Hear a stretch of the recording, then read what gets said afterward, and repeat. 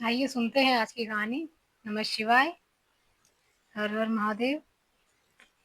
आज की कहानी विष्णु जी के द्वारा मधु और केटव का संहार। कैसे भगवान विष्णु ने मधु और केटव का संहार किया और कैसे ब्रह्मा जी को अपने ही कमल से उतार कर मधु केटव ने भगवान विष्णु जी के पास जाने के लिए विवश किया और कैसे माँ पृथ्वी का नाम मेदिनी हुआ। आइए जानते हैं इस कहानी के माध्यम से।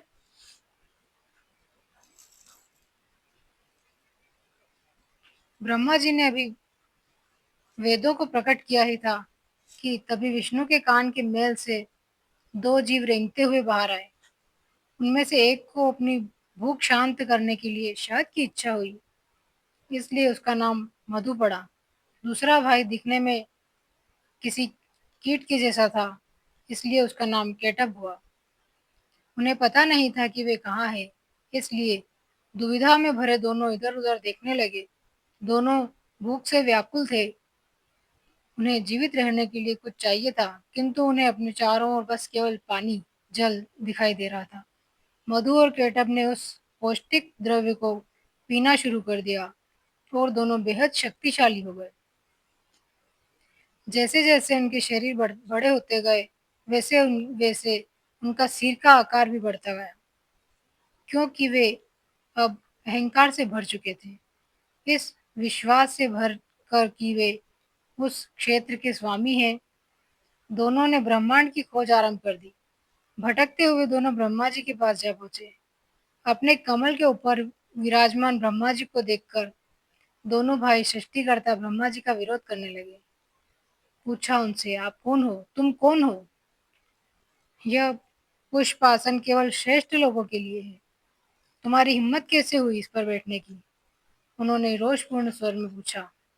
ब्रह्मा ने कुछ नहीं कहा, जिससे मधु और केटव और भड़क गए। आसन से नीचे उतर कर या तो हमारी संप्रभुता स्वीकार करो या हमें युद्ध में परास्त करके अपनी श्रेष्ठता दिखाओ। सृष्टि के रचयिता ने जब उनका कहा नहीं माना, तो मधु और केटभ ने ब्रह्मा को नीचे गिराने के उद्देश्य से कमल नाल को हिलाना शुरू कर दिया।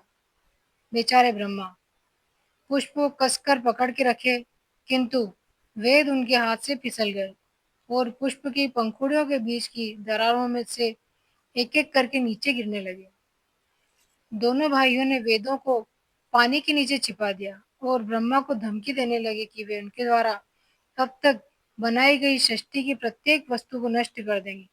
ब्रह्मा घबराकर विष्णु के पास पहुंचे। हे ब्रह्मांड के रक्षक, मैं आपसे अनुरोध करता हूँ कि आप मेरी सहायता कीजिए। क्या आप नहीं जानते कि मैं आपके मल से उत्पन्न हुए प्राणियों से भी मुकाबला नहीं कर सकता? यदि आप मेरी रक्षा नहीं करेंगे तो मैं सृष्टि की रचना कार्य को कैसे पूरा कर सकूंगा? हम ऐसा व्रत क्यों बनाएं यदि उसके सिर पर परस्पर मिल ही नहीं सकते? क्या आप मेरी विनती सुन रहे हैं? हे भगवान, आप मुझे सुन रहे हैं?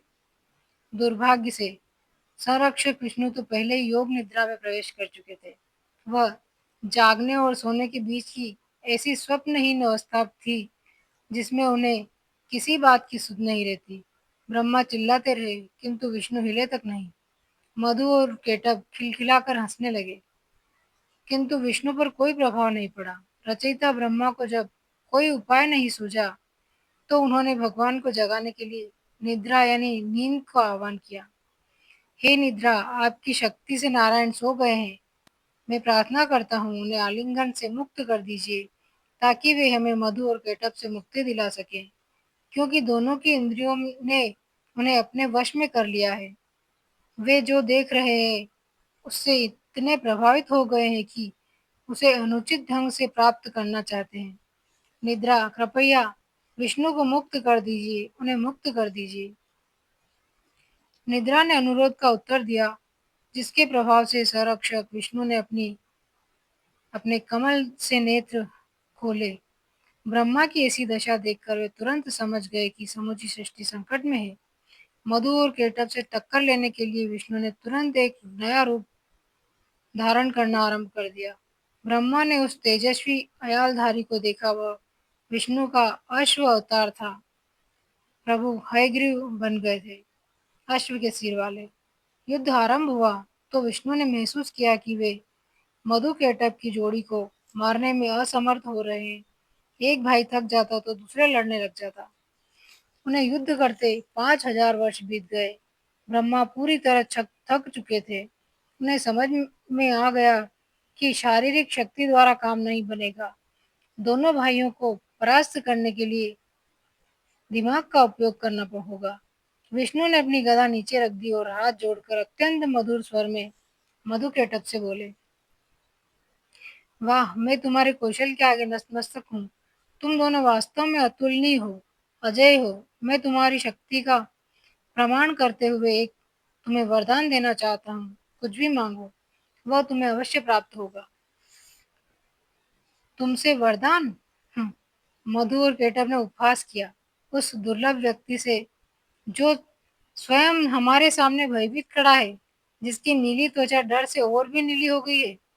हम विजेता हैं और विजेता वरदान की भीख नहीं मांगते। वे तो वरदान देते हैं। हमसे वरदान मांगो। जो तुम चाहते हो तुम्हें मिलेगा। कुछ भी? हाँ, कुछ भी।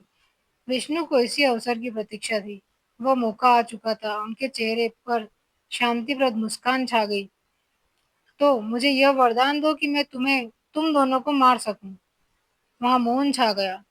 विष्णु के शब्द उनके हृदय में उतरे तो दोनों भाइयों को एहसास हुआ कि वे खुली आंखों से भी जाल में फंस गए हैं।